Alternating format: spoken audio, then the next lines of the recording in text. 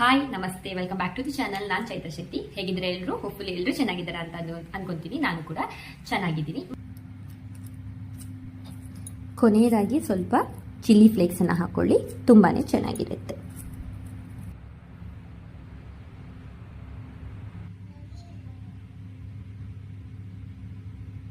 So ಇವಾಗಷ್ಟೇ ತಿಂಡಿ ಆಯ್ತು, ಮಕ್ಕಳೆಲ್ಲ ತಿಂದ್ರು. ಹಾಗೇನೆ ಸಿಕ್ಕಾಪಟ್ಟೆ ಪಾತ್ರಗಳು ಅದು ತೆಗೆದಾಕ್ಬಿಟ್ಟಿದೀನಿ.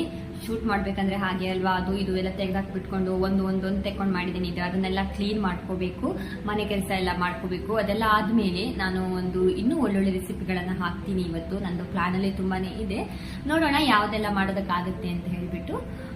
ಓಕೆ, ಇವಾಗ ನಾನು ಸ್ವಲ್ಪ ಅಡಿಗೆ ಮನೆ ಎಲ್ಲ ಕ್ಲೀನ್ ಮಾಡ್ಕೊತೀನಿ.